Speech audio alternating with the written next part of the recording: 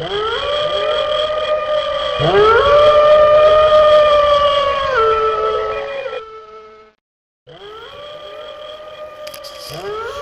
my friends, welcome to my YouTube channel. I am your host Indrani. Please subscribe my channel and press the bell icon button. Friends, मैं God से ही pray करती हूँ जो जितने भी मेरे subscribers हैं, लिसनर्स हैं, गॉड उनकी हर अच्छी मनोकामनाएं पूर्ण करे और आप सभी अपनी दुआओं में मुझे ज़रूर याद रखिएगा। जय श्री राम। आज की जो स्टोरीज है, सबसे पहली स्टोरी है तानिया जी की और सेकंड स्टोरी है मैना जी की और थर्ड स्टोरी है राजीव जी की। तो सबसे पहला स्टोरी मैं आपके साथ शेयर करने जा रही हूँ तानिया की। मैं तानिया अपने बड़े भैया की एक स्टोरी आपके साथ शेयर करना चाहती हूँ। मेरे बड़े भैया जो है वो एक डॉक्टर है। वो जब नए डॉक्टरी करने के लिए कोलकाता पढ़ने गए तब उनको हर टाइप का ट्रेनिंग दिया जा रहा था, जैसे कि पोस्टमार्टम कैसे करते हैं वो सब। एक रोज़ की बात है, इसी तरह उनका एक टीम था। जैसे टीम में वो लोग 5 लोग थे। पोस्टमार्टम रूम में जाने के लिए मेरे भैया बिल्कुल जल्दी तैयार होकर चले गए। जाकर वो देखते हैं कि आसपास में कोई भी उनका फ्रेंड आए हुए नहीं थे और जो डोम रहता है, जो डेड बॉडी को मतलब काटता है पोस्टमार्टम के पहले, वो भी वहाँ पर मौजूद नहीं थे। इसलिए मेरे भाई ने क्या किया, एक चेयर में बैठ गए। बैठने के बाद मेरे भाई एक किताब पढ़ने लगे। किताब पढ़ते पढ़ते उन्होंने देखा उस औरत के और तो उसका बिल्कुल चेहरा ढका हुआ नहीं था। जो डेड बॉडी था एक औरत का था और उसका चेहरा खुला हुआ था और जैसे उसकी आंखें मेरे भैया को ही एक टैग मतलब देखे जा रही थी। मेरे भैया को थोड़ा सा कुछ अजीब सा लगा, जो ये क्या, डेड बॉडी का भी फेस में कोई चादर नहीं रखा हुआ है और फिर आंखें खुली कैसे हो सकती है। भैया ने कुछ नहीं सोचा। फिर भैया जब उसका चादर लगाने गए तो देखते हो उसके इतने लंबे बाल जो स्ट्रेचर से नीचे एकदम ज़मीन को छू रहे हैं। भैया को थोड़ा सा अनईजी फील हुआ तो भैया ने उसका चेहरा बंद कर दिया। फिर अपने चेयर में आके बैठ के वेट करने लगे कि कोई आए। उसके बाद फिर भैया जब खड़े हुए कुछ करने के लिए या निकलने के लिए तो फिर से देख रहे हैं कि वो औरत का सेम टू सेम चादर उसके फेस से खुला हुआ है, आंखें उसकी खुली हुई है, उसी तरह भैया को जैसे देख रही है। इस बार भैया को बहुत लगा डर, तो भैया ने उसका फेस को फिर से कवर कर दिया। कवर करने के बाद मेरे भैया बाहर आने लगे। बाहर आते आते देखते हैं गेट के सामने में, जो मेन गेट बाहर निकलने के लिए था, गेट के सामने में सफ़ेद कपड़ों में एक औरत खड़ी हुई है। वो औरत का भी बाल खुले हुए हैं और काफ़ी लंबे दिख रहे हैं। वो औरत को जब भैया ने आवाज़ दी कि कौन हो वहाँ पर, सुनो कौन हो, तो वो औरत बिल्कुल खनखनाते आवाज़ के साथ भैया को गिड़गिड़ाने की टाइप से बोलने लगी, साहब मैं हूँ जो आप जिसकी डेड बॉडी लेकर आज पोस्टमार्टम करने वाले हो, वही हूँ मैं। तो भैया थम रह गए कि ये कौन। भैया बिल्कुल वहीं पे साकित खड़े हो गए, जैसे वो जम गए। साहब, एक तो मैं अपने छोटे से बच्चे को छोड़कर मर गई, ऊपर से मेरे साथ, मेरे डेड बॉडी के साथ इस तरह सा काम मत करो, काटा पीटी मत करो, मुझे दया करो और मेरा क्रियाकर्म कर दो, वरना मेरी आत्मा को शांति नहीं मिल पाएगी। आप मेरे पे दया करो। तो भैया सोच में पड़ गए। आपका बहुत भला होगा, आप मुझ पे दया करो, इस तरह औरत बोलने लगी। तो सामने से डोम जो था वो आने लगा। वो जब आया तो औरत बिल्कुल गायब हो गई। मेरे भैया तो एकदम जैसे सपना देख रहे हैं, ऐसे उनको लगा। फिर डोम आकर कहने लगा, साहब माफ़ करो, मैं थोड़ा सा उधर चला गया था और एकदम वो फुल ड्रिंक करके आया था। मेरे भैया तो समझ गए कि ये अपना काम पूरा करके आया है। भैया ने कहा, नहीं, जो हेड हमारे डॉक्टर हैं उनको बुलाओ। फिर उनको बुलाया गया। उनको बुलाने के बाद भैया ने उनको सारी बातें कही। पहले तो उन्होंने माना नहीं। भैया ने कहा मैं सारे खर्चे दूंगा, प्लीज़ मेरे बात सुन लीजिए। तो वो जो हेड डॉक्टर थे वह अच्छे भी थे और इंसानियत के खातिर उन्होंने उस डेड बॉडी का क्रियाक्रम करने दिया और वो लोग कर भी दिए। फिर अचानक से जब क्रियाक्रम सब कुछ हो गया, उसी रात भैया थके हारे अपने रूम में आके सो रहे थे। तो बाकायदा भोर के समय में भैया एक सपना देखा कि वो औरत फिर से आई, आकर मेरे भैया को बिल्कुल प्रणाम करने की जैसे हाथ को जोड़कर बोलने लगी, आपका बहुत कृपा है मुझ पर, आपने मेरा क्रियाक्रम करके मुझे मुक्ति दे दी है, मुझे अपने दुनिया में जाने का मौका दे दिया है। मैं ये बात याद रखूँगी और आपका हर मनोकामना पूर्ण हो, मैं ये दुआ करती हूँ, बोलकर जैसे गायब हो गई। मेरे भैया का नींद टूट गया। उसके बाद से मेरे भैया वाकई में इस दुनिया में प्रेत भूत कुछ चीज़ है मानने भी लगे हैं। और ये सेकंड स्टोरी है। मैं अपने गांव की एक स्टोरी शेयर करना चाहती हूँ आप लोगों के साथ। मैं जिस गांव में रहती हूँ, इस गांव में कम से कम 500 घर हैं। हमारे जो एरिया है यहाँ पर काफ़ी मतलब अमीर लोग हैं और थोड़े से उस टाइप घर जो है वहाँ पर कुछ मिडिल क्लास फैमिली, फिर कुछ झोपड़ी बनाकर दूसरे और ऐसे लोग यहाँ पर गांव में आपका मिलेंगे। अभी भी गांव में इसी टाइप के हैं। कई लोगों का घर अभी तक पक्की नहीं हुई है, मिट्टी का ही घर में वो लोग रहते हैं, पर मिलजुल कर प्यार से ही रहते हैं हमारे गांव में हर कोई। एक बार की बात है, एक बहुत ही बड़ा सा बेरी का पेड़ हुआ करता था। हमारे गांव से निकलने के लिए जो शॉर्टकट रास्ता था, एक बहुत बड़ा बेरी का पेड़ हुआ करता था। शॉर्टकट रास्ता जो था वो काफ़ी झाड़ियों से भरा हुआ था। झाड़ी वाड़ी हटा कर लोगों को जाना आना पड़ता था और अच्छा रास्ता भी था, लेकिन हर कोई शॉर्टकट ही ज़्यादातर अपनाया करते थे गांव के लोग। इसी तरह एक बार एक औरत जो दही बेचती थी, वो बेचारी अपना दही बेचकर पेट पालती थी। उसका पति दूसरे लोगों के मतलब जमी में खेती बाड़ी में मजदूरी किया करता था। वो औरत रोज़ दही बेचने जाया करती थी। एक दिन वापस आते आते उसे काफ़ी लेट हो गया। लेट होने की वजह से वो बहुत थक गई और उसे कुछ पता नहीं चला। वो पेड़ के नीचे बैठ गई। कुछ टाइम तक बैठ के सुस्ताने लगी तो अचानक से वो बहुत चीखने चिल्लाने लगी।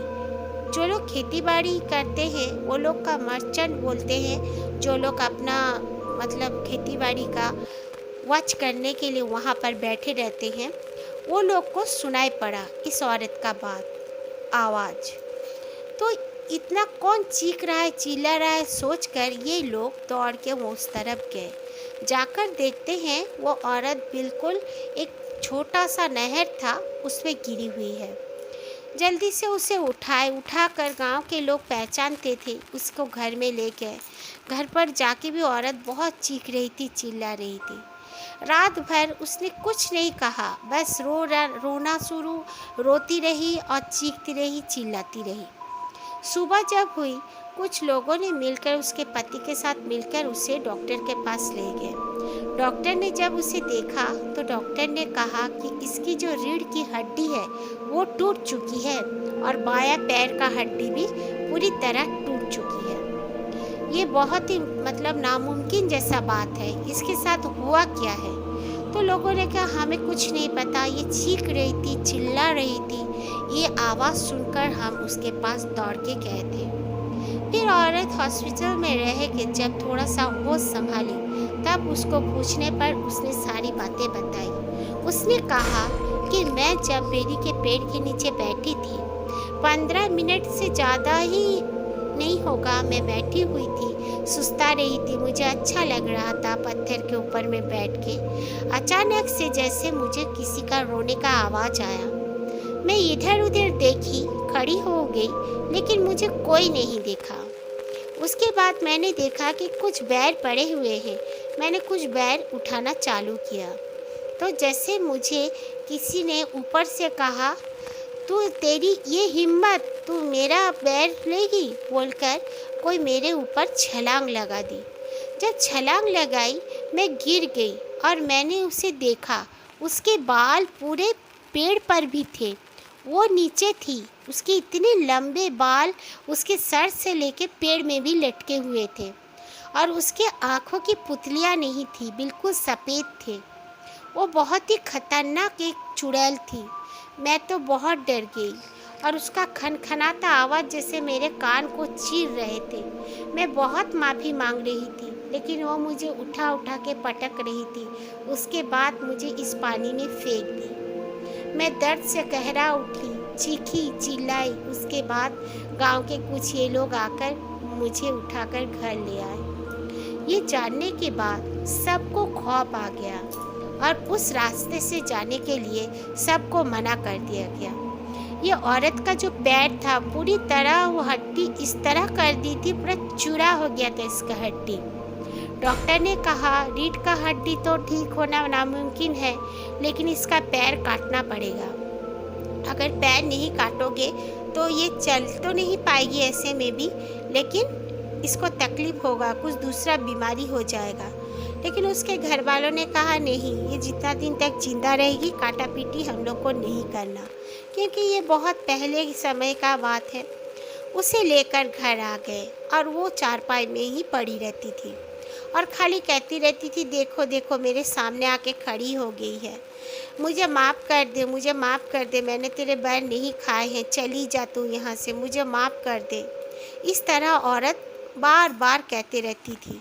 सुबह से रात तक उसे नींद की गोलियां दी जाती थी तो सोती थी, नहीं तो फिर भी नहीं सोती थी बेचारी, और खाना भी नहीं खा पाती थी। वो खाना खाने जाती, उसके पति भी अगर उसके लिए खाना ले आते तो कुछ ना कुछ प्रॉब्लम हो जाता। कभी उसके खाने में छिपकली गिर जाती थी तो कभी उसका खाना गिर जाता था। ऐसे कर करके औरत का मतलब खाना भी जैसे नहीं हो पाता था। औरत बस दवाई पानी इसी में जी रही थी। औरत खाना भी नहीं खा पाती थी, वो खाती भी नहीं थी। एक बार की बात है, उसका पति अपना काम करने गया, उसकी सासू माँ उसके बच्चों को लेकर बाहर बैठी हुई थी। बहुत ज़ोर से चीखने का आवाज़ आया। उसकी सासू माँ अंदर गई तो देखती है उसके जो बहू थी बिल्कुल उसका सर और मतलब गर्दन से झुका हुआ है, चारपाई से एकदम नीचे झुका हुआ है। तो जल्दी से अगल बगल के लड़कों को बोले उसके सास की जाओ, इसके पति को बुला के लाओ। उसके पति को बुला के लाए तो उसके पति ने देखा कि उसकी बीवी बिल्कुल मतलब ख़त्म हो चुकी है। उसने जब डॉक्टर को बुलाया, डॉक्टर ने कहा इसका हड्डी मतलब गर्दन का हड्डी किसी ने तोड़ दिया है। किसने तोड़ा है किसी को पता नहीं चला, बट वो बहुत ही दर्दनाक मौत था और वो औरत बहुत ही दर्दनाक दिनों से गुजरी थी। इसीलिए उस बेरी के पेड़ के सामने से कोई नहीं जाता था। फिर ना जाने कैसे वो बेरी का पेड़ एक दिन अपने आप ही जलकर ख़त्म हो गया। ये थर्ड स्टोरी है। मैं जिस सिटी में रहती हूँ, मैं इस सिटी का नाम ऑनियर नहीं करना चाहती। बाकी यहाँ पर एक घर है जिसे हम लोग चुड़ैलों का घर कहते हैं। वो आबादी से थोड़ी सी दूर है, बट वो हम छत में चढ़ने से वो घर बाकायदा हमें दिखता है। सब कहते हैं वो मोटरवे का थोड़ा सा डिस्टेंस में वो घर है। मोटरवे जो रास्ता है वो रास्ते में आप लोग करीब करीब अगर 200-300 कदम चलेंगे वो घर तब आ जाता है। तो इसी तरह उस घर में चुड़ैलों का बसेरा इसीलिए कहा जाता है। वो घर पहले एक फॉरेनर्स ने बनवाया था और बना के वो अपने फैमिली को लेकर था। कुछ कारणवशत वो घर में उन सब का मर्डर हो गया। मर्डर होने के बाद हर कोई उस घर में कोई भी आता, उस घर में उनका मर्डर हो जाता या वो घर के लोग खुद को खुद मार लेते। इसी तरह 5-6 फैमिली के साथ इस तरह इंसिडेंट होने के बाद वो घर को बंद कर दिया गया। उस घर के सामने से जाने से भी जैसे शरीर में सिहरन सी दौड़ जाती है। वो घर अभी एक क्लब के रूप में यूज़ तो करते हैं सब कोई, लेकिन शाम के बाद जाना उस वहाँ मना है। वो नीचे तरफ जो ग्राउंड फ्लोर है उसको लाइब्रेरी के रूप में बना दिया गया है। हर कोई वहाँ पे जाके पढ़ता है, लेकिन फिर भी लाइब्रेरी भी एक मैक्सिमम टाइम में बंद कर दिया जाता है, क्योंकि ऊपर से जब 9 बज जाते हैं तभी ऊपर से आवाज़ें आने लगती है, जैसे बच्चे बोलते हैं, खेलते हैं, चिल्ला रहे हैं, और फिर औरत आदमियों का भी आवाज़ें शुरू हो जाते हैं चलने फिरने की। इस तरह सब इंसिडेंट होने की वजह से, और एक बात है वहाँ पर अगर उस तरह कमज़ोर दिल वाले या कमज़ोर राशि वाले बोलते हैं या छोटे बच्चे अगर जाते हैं तो बोलते हैं कि वहाँ पे जाने से तबीयत ख़राब हो जाती है। बहुत लोगों के साथ इस तरह घटनाएं होने के बाद अभी वो घर बिल्कुल बंद पड़ा हुआ है। खंडर तो हुआ नहीं है, क्योंकि उसे इनोग्रेट ज़रूर किया जाता है, कुछ फंक्शन वगैरह में उसे खुला भी जाता है हॉल के रूप में। लाइब्रेरी भी अभी तक मौजूद है, बट कोई लोग उसके सामने जाने के लिए भी डरते हैं। ये इंसिडेंट और ये कहानी मैं आपके साथ इसलिए शेयर की कि मेरा जो घर है, मेरे घर से बाकायदा मैं वो घर देख पाती हूँ, और अभी तक उस घर से चीखने चिल्लाने की आवाज़ आती है। पूर्णमासी बोलकर मतलब जो टाइम आता है उस समय उस घर से बंदूकों की आवाज़ें भी आती है, जैसे लगता है कि कोई एक दूसरे पे गोली चला रहा हो, और कुत्तों की भौंकने की भी बहुत ज़बरदस्त आवाज़ें आती हैं उस घर से। इसीलिए वो घर एकदम हॉन्टेड हो गया है। और एक आदमी एक बार काफ़ी रात के समय में बारिश हो रही थी, वहाँ से वो गुजर रहा था, अपने साइकिल को खींचते हुए आ रहा था लेकर। तो आदमी देखता है कि 7 औरतें वहाँ पर खड़ी हुई हैं, बिल्कुल काले काले कपड़ों में 7 औरतें खड़ी हुई हैं, बाकायदा कैंडल्स लेके, जबकि इतनी ज़ोर से बारिश हो रही थी लेकिन उनका कैंडल जल रहा था। ये सब देखकर वो आदमी अपना साइकिल वहीं पे फेंका और मतलब गिड़ा के दौड़ के अपना घर की तरफ आ गया, और वो रास्ते में बेहोश भी हो गया था। उस आदमी को वो औरतों का चेहरा भी दिख गया था। उसने बताया था कि उन औरतों का चेहरा, उनके आँखों के पास जो थे काले गड्ढे थे, और उसके होंठ भी काले काले और दांत भी बहुत ही भयानक टाइप के थे, और उनके जो हाथ में लंबे लंबे नाखून थे। ये आदमी इस तरह देखने के बाद बेहोश हो गया था। होश में आने के बाद भी 21 दिन बीमार था। इसीलिए उस घर के तरफ जाने के लिए भी सब कोई अवॉइड करते हैं। मैं आसनसोल में रहती हूँ और ये घर आसनसोल में ही है। Okay, thank you friends. आप लोगों को अगर मेरी स्टोरीज अच्छी लगे तो प्लीज़ लाइक कर देना, और मेरे चैनल को तो ऑब्वियसली सब्सक्राइब करना। बाय द वे, कल जिन लोगों ने मुझे फीडबैक दिया, मैं उनका नाम अनाउंस करने जा रही हूँ। सबसे पहले है हनुमान राम, शाम पैदान, सुनो कहानियाँ हब, वकील कुमार, सुनील सिंह, देव कुमार, शौर्य। आप लोगों को बहुत बहुत थैंक यू। गैरी इंडिया, और एक नाम मैं भूल गई थी, सॉरी, गैरी इंडिया। आप सबको बहुत बहुत थैंक यू। आप लोगों ने मुझे अपना अपना फीडबैक दिया, मुझे सपोर्ट किया। इसी तरह मुझे सपोर्ट करते रहिए प्लीज़। मेरे चैनल को मतलब थोड़ा सा ग्रोथ कीजिए, फेमस कीजिए। बहुत ही आभारी रहूँगी। जय Shri Ram. Take care my friends.